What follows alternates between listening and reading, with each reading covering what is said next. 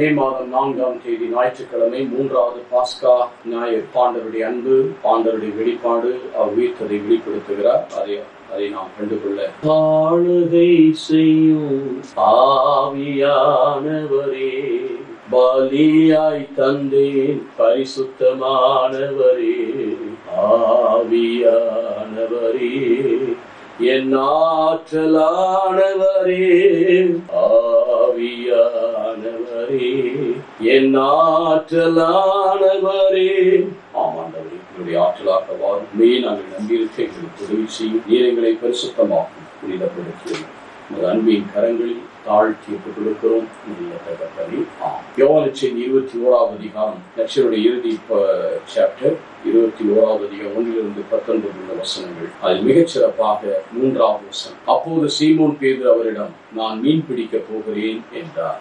அவர்கள், நாங்களும் உம்மோடு வருகிறோம் என்று போய் படகில் ஏறினார்கள். அன்று இரவு அவர்களுக்கு மீன் ஒன்றும் கிடைக்கவில்லை. பேதுரு, நான் மீன் பிடிக்க அருமையான சகோதர சகோதரிகளே, லூக்கா நற்செய்தி 5வது அதிகாரத்திலே ஆண்டவராகிய இயேசு இதே பேதுரு மீன் பிடிக்க ஒன்றும் கிடைக்காத போது படகை உள்ளே தள்ளி சொல்லி, ஆழத்திலே உன் வலையை போடு, ஏராளம் மீன்கள் வந்த பிறகு இனிமேல் உன்னை மனிதர் பிடிப்போர் ஆக்குவேன். So far you have been catching the fish, you are making fishers of men. நீ மனிதரை பிடிப்போர் ஆக்குவேன் என்று சொல்லி அவரை மனிதர் பிடிப்போர் ஆக்குகிறார். என்ன நடந்தது? போனவுடன் படகை எல்லாம் விட்டு படகையெல்லாம் அவர் அழைத்ததிலே படகை கொண்டு போய் விட்டு அவரை பின்தொடர்ந்தார். He left everything and followed Jesus Christ. But மீண்டும் இவர் இங்கே ஆண்டவருடைய உயிர் தெழுதலுக்கு பிறகு இவர் மீன் பிடிக்க போகிறார், பழைய தொழிலுக்கே போகிறார். ஏனென்றால் ஒரு நம்பிக்கை இழந்தது. நான் யாரை நம்பி வந்தேனோ, யாருக்காக என்னை அர்ப்பணித்தேனோ, கடைசியில் அவர் செத்து போயிட்டாரு. அவர் என்னாச்சுன்னு தெரியல. No sign. இந்த மாதிரி ஒரு சூழ்நிலையில ஒரு டிஜெக்டட் அண்ட் டிசப்பாயிண்ட் தான் இந்த 2 எமௌசிகளும் முக வட்டத்தோடு போய் கொண்டிருந்தார். பேதுருவும் தன் பழைய தொழிலுக்கு கிளம்பிட்டார். வீட்டில கூட இயேசு, நீ கடலில் போய் உன் போதகர் வழி செலுத்துவது இல்லையா என்று கேட்டபோது, நீ போய் கடல்ல வலையை தூண்டிட போது ஸ்டாப்பர் நாணயம் கிடைக்கும், உனக்கு எனக்கு செலுத்துகிறார். அங்க அந்த சூழ்நிலையில இப்படி அந்த பணம் சம்பாதிக்கிறது, வானத்திலிருந்து வான் சொல்றதா அந்த தொழில் தான் செய்யறாரு. ஆனா இங்கே இவர் டிசப்பாயின்மெண்ட் டிஜெக்ஷன்ல போறார். இதுல இவர் போனாலும் பாருங்க, இவரும் மற்ற சொல்லை மக்கள் யாக்கோப்பு யாவனும் மீன் பிடிக்கிறாங்க. இது மார்க்கெட் முதலதிகாரத்தில் அவருடைய 2 அழைத்தல். ஆக்சுவலா பார்த்தா இவங்க வலைகளை எல்லாம் அலசி கொண்டிருக்கிறார்கள். அப்புறம் வலைகளை பழுது பார்த்து கொண்டு யாக்கோப்பு யாவனும் அவருடைய தந்தையும் கூலியாக்குவோடு படைகள்லாம் விட்டு அவரை பின்தொடர்றாங்க. எல்லாத்தையும் விட்டுட்டு தான் பின் போனாங்க. ஆனா திருப்பியும் அதே தொழிலுக்கு போறாரு. அதனால இந்த விளைவு என்ன? மற்றவங்களுக்கு தானம் கெட்டதாக மற்றவங்களுக்கு கெடுத்தது மட்டுமில்லாமல் எல்லாரும் போனாங்க. அன்று இரவு அவர்களுக்கு மீன் ஒன்றும் கிடைக்குது. அவர்களுக்கு ஒரு மீனும் கிடைக்கும். அன்னைக்கு ஃபர்ஸ்ட் நாள் அவருக்கு அழைத்து ஏற்பட்டது போல லூக்கா நற்செய்தி 5வது அதிகாரம் 1-10 வசனங்களை பார்க்க, மீன் ஒன்றும் கிடைக்கவில்லையா? இல்லை, கிடைக்கல. இவ்வளவு முழுவதும் பாடத்துக்கு ஒன்றும் கிடைக்கும். இன்றைக்கு இங்கே கூட பார்க்குறோம்,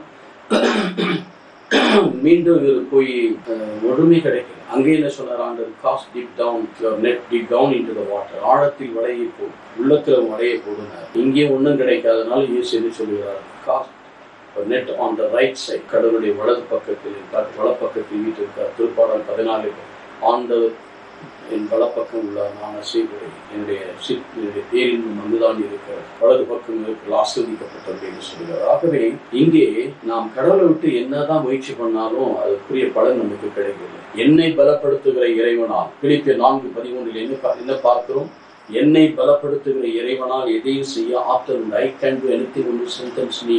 இங்கே கூட பார்த்தீங்கன்னா பிள்ளைகளை மீன் ஒன்றும் படவில்லையானு ஒன்றும் கிடைக்கல. இப்போ வலப்பக்கம் போடுன்றது, வலப்பக்கம் போடாது இருப்பான், போட்டிருப்பான். 153 மீன்கள் கிடைக்க. அந்த கடல்ல இருக்கிற அத்தனை மீனை 153 மீன்கள் 11ஆம் வசனத்தில் நிறைய மீன்கள், அவற்றின் எண்ணிக்கை 153. இத்தனை மீன்கள் இருந்து வலைகள் கிழியவில்லை. should be broken, net should be broken. வலை கிழியவில்லை. 153 அந்த கடல்ல இருக்க அத்தனை மீனுமே வந்துருச்சு.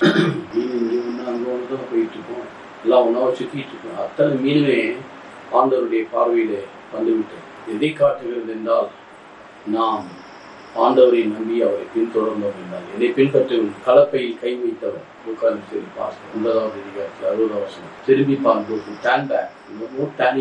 திரும்பி பார்க்க எனக்கு ஏற்றவன் அல்ல. கலப்பையில் கை வைத்தவன் எனக்கு திரும்பி பார்க்க எனக்கு ஏற்றவன் அல்ல. அவர் திரும்பி போயிட்டார்.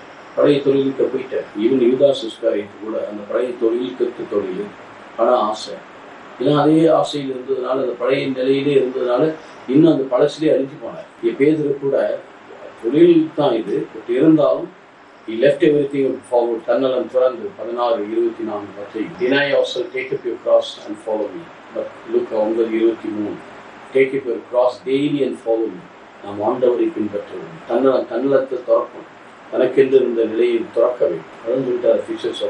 நீ லாஸ்ட் இஸ் ஹோப், அதனால தான் அவர் போறாரு. ஆகவே அவர்கள் எல்லாம் அதிசயிக்கிற அளவுக்கு அவர்களுக்கு ஏராளமான மீன்கள் ஆசீர்வாதமாக கிடைத்தது. அதனால்தான் God wants him to 15, 16, 17 3 வசனங்களிலே 21வது அதிகாரத்தை do you love more than this, அவர்களை நீ அதிகம் செய்கிறாயா, he goes deep down, அவருடைய ஆழத்திலே சென்று உண்மையான அன்பு, நான் என் ஆடுகளை பேணி வளருன்னு சொல்லி do you love me, அவரை உள்ளத்தின் ஆழத்தில் கொண்டு சென்று அவரை சொல்றார். அவர் சொல்லுவார், நீ இளைஞரான போது நீ வண்டி கட்டி கொண்டிருந்தாய், இப்பொழுது உனக்கு மூப்பு இல்லாததுக்கு உன்னை வேறொரு கூட்டி செல்வார்கள், நீ அவர்களுக்கு பணிந்து கொடுக்க எப்படி அவர் மாட்சிப்படுத்துவார்கள் என்று சொல்லப்பட்டது.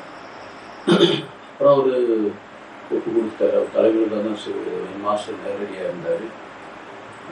Let me crucified upside down. தலைகளை தான் சொல்லு, யாராக இருந்தாலும் வயிறுலாம் கட்டணும், தலைகளை வந்து அதை விட அதிகமாக அந்த நிலைக்கு அவர் தன்னை மாற்றிக்கொண்டார், தன்னை அர்ப்பணித்தார். ஆகவே நாம் எப்பொழுதுமே கடந்ததிலே நாம் திரும்பி செல்லாதபடி, பழைய நிலைக்கு செல்லாதபடி, இஸ்ராயல் மக்கள் எப்பொழுதுமே அந்த ஈர்த்த நிலைக்கு அவங்க சாப்பிட்ட நிலைக்கு இருந்தார்கள். அவருடைய அந்த கல்லறையிலேயே அங்கே கொண்டு வந்து சாகடிக்கிறது, அங்கே உணவு இல்லைன்னா இங்கே கொண்டு வந்து இருக்கிற மண்ணாக மறிக்கிறீங்க, அங்கே தண்ணி இல்லைன்னா இங்கே கலரை இல்லைன்னா சாகடிக்கிறீங்கன்னு சொல்லி அவர்கள் எப்பொழுதுமே பின்னோக்கி போனார். முன்னோக்கி செல்வதற்கு இறைமை 7 பார்க்கிறோம் 23 கோயிங் ஹைட், கோயிங் பிஹைண்ட். முன்னோக்கி செல்வதற்காக பதிலாக பின்னோக்கி சென்றார். இவர் அப்படிதான் அவருடைய பழைய நிலைக்கே திரும்பினார். ஆசீர்வாதம் இல்லாதனால கடைசி முழுமையாக இவருக்கு அர்ப்பணித்து திரு அவையின் தலைவராக மாற்றினார். சிரிப்பது நல்ல பேதுரு பழைய நிலைக்கு சென்றால் மீண்டும் அவரை புதுப்பித்து நீ அன்பு செய்கிறாயா என்று சொல்லி அவர் மீண்டும் எடுத்துக்கொண்டே ஆசீர்வதித்து தொடர்ந்து ஆசீர்வதித்து வழிநடத்தினார்.